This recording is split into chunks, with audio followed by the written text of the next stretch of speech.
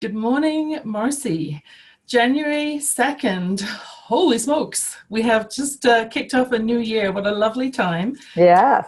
to connect with you and look forward to some exciting things happening in both our worlds this coming spring. So for those who haven't had a chance to be on any of these video conferences before, I'm Yvonne Sil, and I'm a certified executive coach, and I'm in the middle of writing a book specifically for women, which brings together my experiences over the past 10 plus years as a coach working specifically with women, and also past experiences of interviewing and hiring over 6,000 people in my career, and watching how psychology and behavior and language plays such an important part in how confidently we show up as women. So that's the essence of the book, titled to soon be released. And I wanted to invite Marci Shimoff, the lovely Marci Shimoff, to join me as an expert working in this field with women, and also specifically around gratitude and happiness, and talk about how that connects to confidence. So welcome, Marci. Thank you so much, Yvonne. I'm delighted to be here with you. Well, I'm delighted too. And I was honestly surprised and honored by the generosity in your note, because it was an introduction to Teresa de Grobois, best-selling author of Mass Influence, that connected us. And your generous spirit just shone through right away. So I was excited that we were able to connect so soon. Thank you, Yvonne. I have a formal intro. Maybe I can cover some of that, and then you could also fill in the blanks. I love to hear personal stories. So for those who haven't met Marci yet, Marci is described as being the woman's face of the self-help book phenomenon industry, both with her own books and also with the Chicken Soup for the Soul series. So I think that there are a number in that series: the Woman's Soup, Woman's Soul, and Chicken Soup for the Mother's Soul. You've got your own book as well, Happy for No Reason, that's been out now for a little while. 7 Steps to Being Happy from the Inside Out, which sounds lovely. New York Times best-selling author. I knew there was a reason that we should be connecting. And featured also in the hit movie and book phenomenon, The Secret, as well.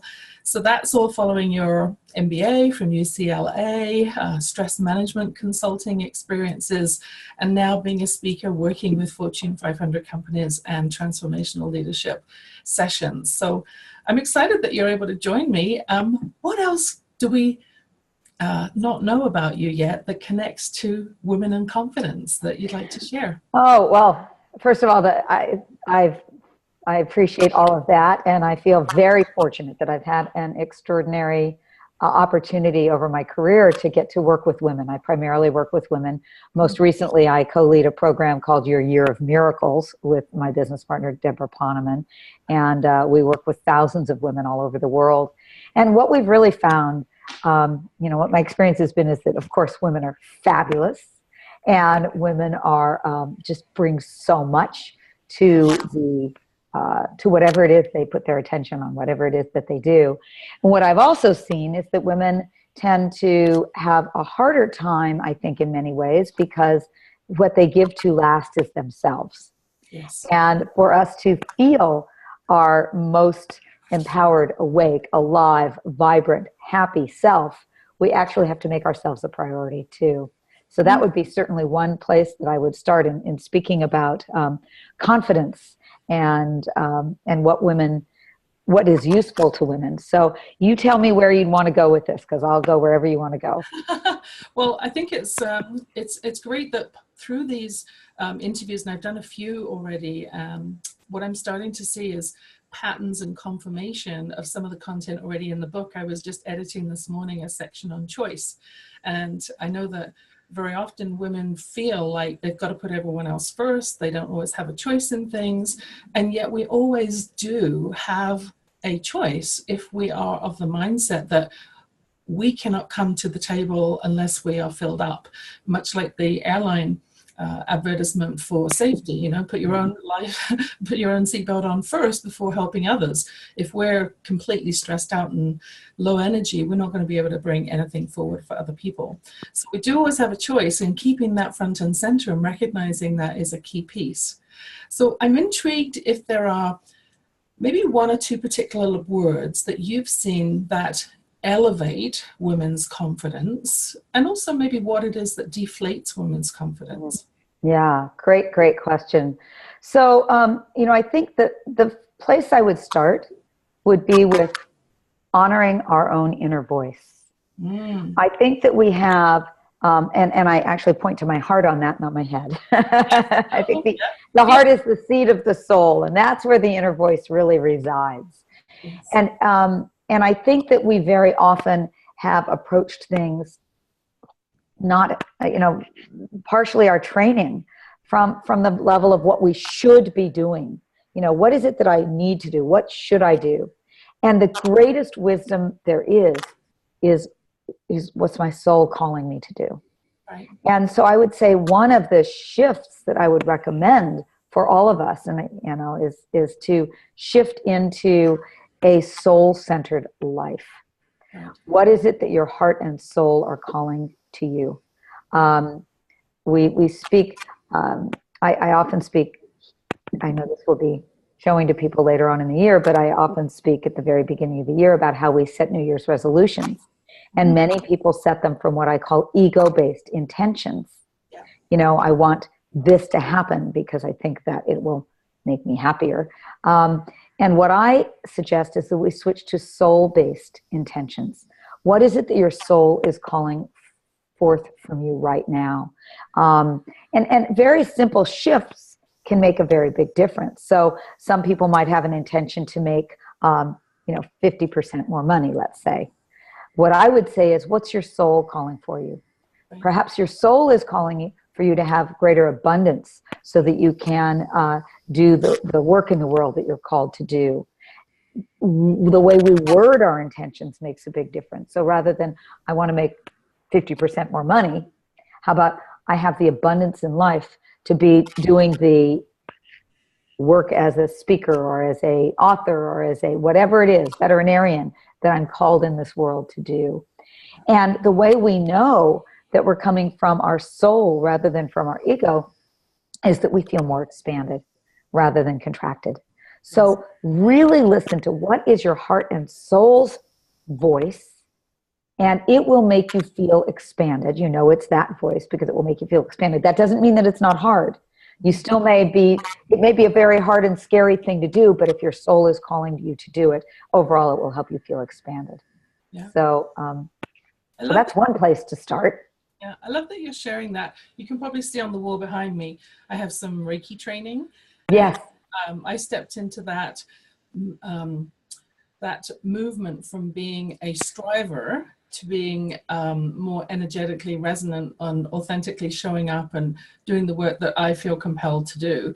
Through the last 3 or 4 years, it's been quite a transition from being a master planner at the beginning of the year to have, my goals for the year, my goals for that quarter, that month, that week, and having it all planned out completely based on what I expect other people to be doing. And then wondering why it didn't work. Right. So I actually moved a few years ago from that master planning thinking space into that heart-based space. And I have to say, it was a really scary place to be stepping into. My first quarter, looking at I had a goal board, but it was just a blank white face staring at me until the middle of March. And then finally I got a vision to put up sort of like a yellow brick road going through a bridge leading somewhere. I didn't know where it was going. And recognized that all I needed to know was the next step. I didn't have to have the bigger vision right away, and it was coming from the heart. Yeah, that is a beautiful thing that you just said. I think people get very scared because they don't see how this is going to happen. And our job is not to know the how. Our job is to know the what. What is it that your soul heart is calling from you? And the universe will present to you the next step and the next step and the next step, and that becomes the how. So our job is to listen. But it is a hard thing. I think it was Ram Dass who might have said that the longest journey we'll ever make is that journey from the head, those inches from the head to the heart. And that's a powerful, it's a powerful journey. Can I share with you a story of my own that I think will be helpful for people? Absolutely. As it relates to this. You know, I was always, I was born unhappy. I came out of the womb depressed. And I grew up great circumstances, but I just had this kind of heaviness inside, this kind of dark cloud all around me. And I remember in my 20s that I decided that I set 5 goals for myself. And I decided that if I got those 5 goals, then I would be happy. You know, that was all I needed to be happy. And I think a lot of people do this. I mean, it's a natural thing. I'm going to set these goals. And when this happens, then I'll be happy. I'll just share with you my 5 goals because I think people will relate. I wanted to have a successful career helping people. I wanted a wonderful husband or life partner, fabulous friends, a comfortable home, and the equivalent of Halle Berry's body.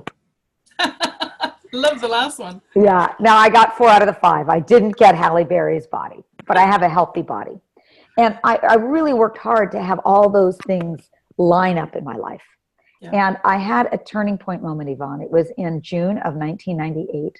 And I had, at the time, I had 3 books in the top 5 on the New York Times bestseller list. I had a great partner, wonderful friends, and a comfortable home. And I had just finished giving a speech to 8,000 women. I had autographed 5,432 books. I had felt like an author rock star. And I remember going up after that autographing that very last book. I went up to my hotel room, which was the presidential suite that the client had gotten for me. And I walked over to the beautiful the windows showing the beautiful panoramic view of Lake Michigan. It was in Chicago. And I took it all in, top of the world. And I turned around and I collapsed onto the bed and burst into tears. And I burst into tears because I realized I had everything I thought I needed to be happy, and I still wasn't. And I couldn't fool myself any longer into thinking that just that next thing was going to bring me that juice inside. Right. And it was kind of a wake-up call. And I said, I'm going to find out what I need to do to be happy. And I started researching all these happy people, unconditionally happy people. And I started practicing what they were doing, and it worked. I would say that I went from about a D+ in happiness to an A. I'm still a work in progress. I still work on it all the time, but it works. And everyone, no matter where they are on the happiness spectrum, can experience greater happiness.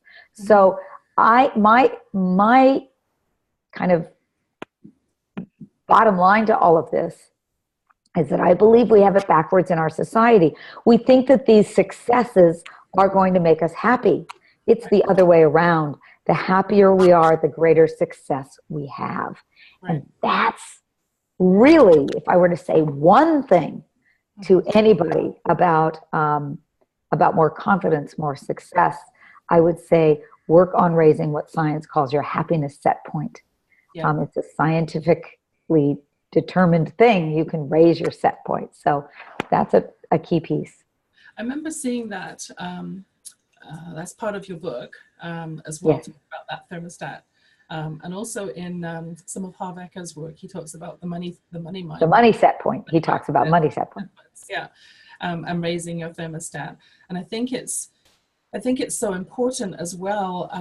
I work a lot with women entrepreneurs when we're building trust. And I see a lot of times, because I have 15+ years in human resources, that's where the 6,000 interviews came in, where leaders are wanting to grow and expand their business, but not able to step into a place where they actually trust handing off portions of the work to delegate to their team.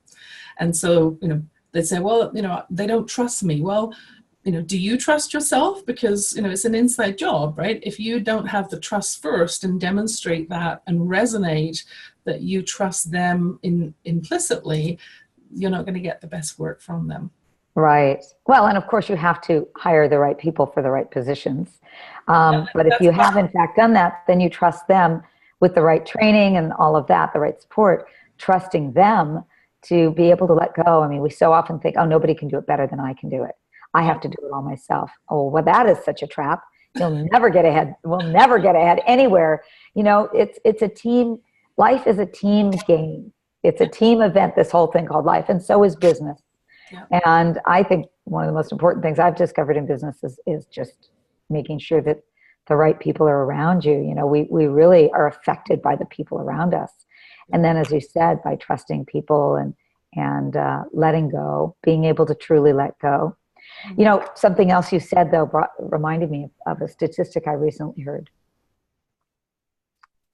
If men have 20% of the information, they will feel confident to step forward and give an opinion and make a decision. Women need 80%. They need to feel like they've got 80% of the information to step forward and make a decision. We often think we need more information than what I think we actually need in order to move it, to make decisions, and wise decisions. Absolutely. You know, don't undervalue your own intuitive sense, your own sense of what's right. Yeah. And I think that Sheryl Sandberg in her Lean In book referenced that, you know, imposter syndrome quite well, talking about how women will look at the number of traits identified in a role profile before they actually apply. And if they don't have at least, you know, 80%, I think that's roughly the stat, don't quote me on that, that they won't even bother to apply and feel that they couldn't possibly take that on, whereas our male counterparts will have a lot less of the actual competencies and just go for it anyway, and the bravado will shine through. I was talking with Melinda Whitstock last week on an interview too, lovely lady, and she was talking about the venture capital world and how men will approach that that funding activity and do a pitch with much less information than women who have carefully cultivated all of the information they need to be able to demonstrate clearly why they need this funding and why that amount is relevant, and still they would underestimate the benefit and the growth. So you mentioned Gary Zukav's book, and actually my husband bought me that for Christmas, The Seat of the Soul. Oh, The Heart is the Seat of the Soul. That's right. Yes. I have a big reading list. Yes. Other books I'm going to get. I can relate. Order, yes. So words that deplete women's confidence. Any thoughts on things that we should be avoiding, or word concepts? I mean, obviously there's things like, you know, just, diminishing our ability. You know, I just want to ask you X, Y, Z, or not even asking. And so I talk about that in the book. But from your perspective, what really makes a difference? Yeah. Opening up to being able to receive. Feeling worthy of risk. I mean, I'm going to get a little, you know, it's kind of esoteric, you know, touchy-feely, but it's the truth. The ability to receive is key to any success. And, you know, we often, I'm going to give you 5 questions, and I want to see how well you receive in small ways. And I'm not, Yvonne, just asking this of you. Of course, everybody who's listening, I want you to think about the answer to these questions. Right. Number 1. Do you push away? This is called the push away game. How often do I push away? Do you push away? Do you have a hard time receiving compliments and really accepting them? So if somebody says to you, oh, what a great job, do you say, oh, it was nothing, you know, I had help or whatever, rather than say, thank you, I appreciate that you saw that. I worked really hard on this, and I'm happy with how it turned out. That is a way to accept a compliment. Do you let it in? So that's number 1. Number 2, do you feel guilty when people offer to help you with things? Do you push away offers of help, or do you open up and receive them? Yeah. Number 3, do you have a hard time asking for help? Do you have a hard time stepping forward and saying, you know, I really need help with this project. Could you help me? Yeah. Number 4, do you have a hard time accepting gifts? You know, the more you have a hard time accepting in any way, letting in and receiving in any way, the harder any kind of receiving is. Mm-hmm. And number 5, do you downplay your successes or your accomplishments around others so that they don't feel bad, that they aren't having similar kinds of things? Yeah. In each of these ways, you're pushing away your good. And what I've seen is that if we push away our good in small ways, then we end up pushing away the good that the universe wants to bring to us. Yeah. So a simple thing to do is just start noticing, how are you pushing away? Even simple offers of help. Somebody offers to open the door for you.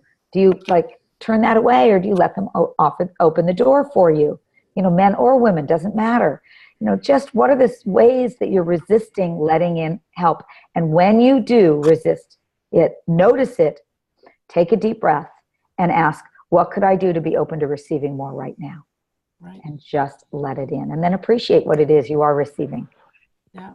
And it's interesting when you were speaking earlier about goals and material goals in particular. I had shared a poem. Actually, I think I shared it in my New Year's card. You may or may not have seen it, but it was more about who do you want to become and what habits do you want to start and stop this coming year that are going to ultimately feed into you showing up as a more authentic, aligned person with what it is that you're here to do, versus goals. And that whole element of receiving and having the universe providing you with the guiding steps. And very often I see spirit animals. So whether it's a spider or a flock of, it was actually a flock of grouse before Christmas, right outside my garage door. As I pulled up, they all scattered, but there was 4 grouse. And when I looked that up to see, well, what is the spirit meaning behind seeing 4 grouse, which of course I wouldn't have seen if I had been, running full pelt and busy, stopping to actually notice them. And it was quite informative to do with the spiral of reciprocity, and very meaningful. So if I do anything with this book, my intention, and Melinda and I talked about that, is to help women to acknowledge and become more aware of the language that they're actually using. Start picking up, I realized when I talked earlier to you, I said, I realized that there's another reason why we should connect. Well, it's not should, it's could. Right? So recognizing when I'm doing it myself, I'm not perfect yet either. However, certainly much aware. The shoulds of the world are very they're energy draining, they're empowerment draining. It's not about what we should do, it's about what's possible, what we can do.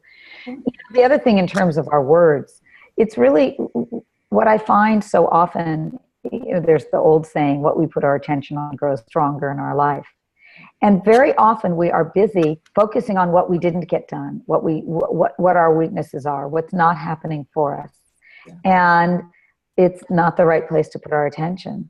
It's the attention goes to what is happening for us. What are your wins? We actually encourage people to keep a little journal and every day write down, what are the miracles that happened in your life today, big and small. It's called Miracles Journal. And so you're focusing your attention on what is working rather than what isn't working. And to do that with your language, very often I will give people an assignment for a day, just for one day, to not speak about what isn't working, but to speak about what is working. Just as an experiment, try it out in your life and see what happens. Yeah, and I talk about sort of a modified appreciative inquiry approach in the book, particularly about in sales situations where if you go into the room and your first question is tell me about your biggest challenge. I literally will see the energy drain out of people. It's, we're going to talk about the horrible thing that I made a bad decision about and now has come back to bite me, instead of what's working really well and then how could it be even better. And there's nothing that comes up as an objection in the conversation anywhere, because we're talking about possibility, and it's a whole different energy of receiving and positive focus and opportunity. So lovely. Respectful of your time. I've got a couple of minutes left. I don't know if there is or isn't any sort of offer. It's the new year. We just passed Christmas, and there's gifts being given out left, right, and center. But if there's anything in particular that you wanted to share with my audience watching these interviews, this would be your opportunity to share. Wonderful. Absolutely. Well, I do. We co-lead a course I mentioned called Your Year of Miracles, and it's about truly how do I live a miraculous life this year. We come up with 3 miracle intentions for the year from your soul, and then all the ways that those, and then watch these unfold for people. In fact, at the end of each year, 94% of people's intentions happen, which is phenomenal. Average is normally like 3%. So this is kind of amazing. And we have a book, a free ebook that I'm happy to gift to everybody here. It's called The 4 Biggest Mistakes That Keep You from Living a Miraculous Life. The 4 Biggest Mistakes That Keep You from Living a Miraculous Life. And yeah, you can go to youryearofmiracles.com/ebook. youryearofmiracles.com/ebook. I hope that's right. I think it is. Let me try that right now while we're finishing up. I've got a few more things that I can say in general, and I'll look that up and make sure that that's right. I won't be airing this for a couple more weeks, so if it's not, we have time to include it. Well, I'm just looking it up right now, and it's not correct. So I'll find out just while we're speaking now, and I'll let you know. Hold on just a sec.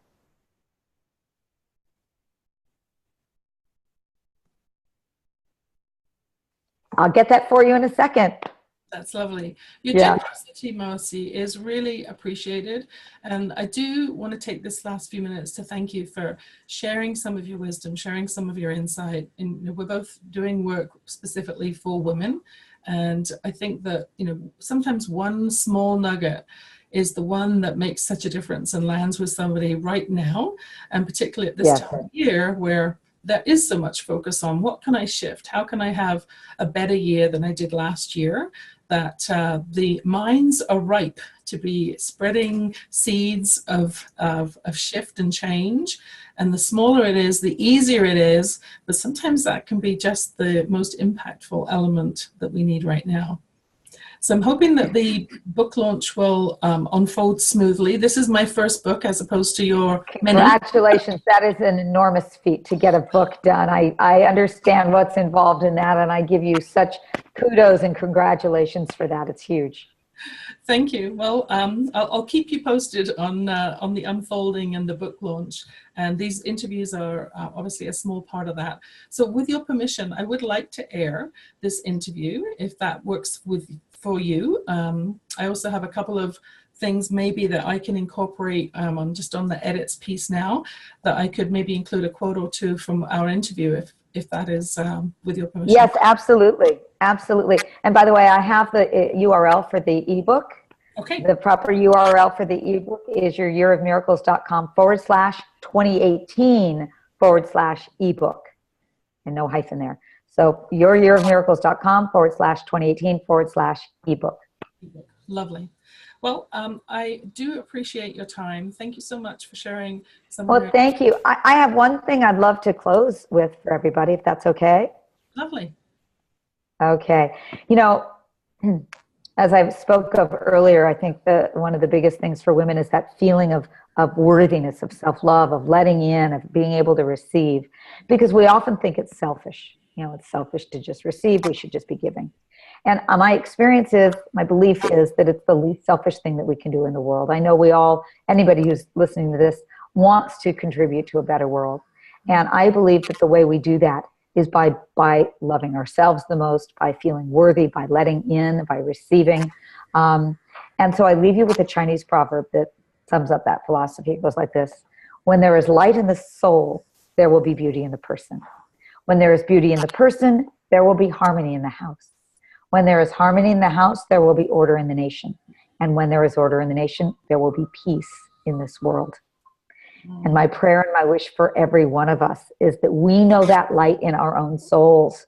And through that, we help create more peace and love here on this planet of ours. That is beautiful. Thank you so much for sharing that. I refer to helping evolve conscious leadership as part of the work that I'm doing. And that so nicely fits in with my beliefs as well. So thank you for sharing that. Thank you, Yvonne. Wishing you great to be with you, and I wish you so much great success with all that you're doing for the world. Thank you so much, and for you too. And looking forward to more miracles happening in my life this year as well. And Happy New Year. Thank you. Happy New Year. Bye-bye. Okay, bye-bye then.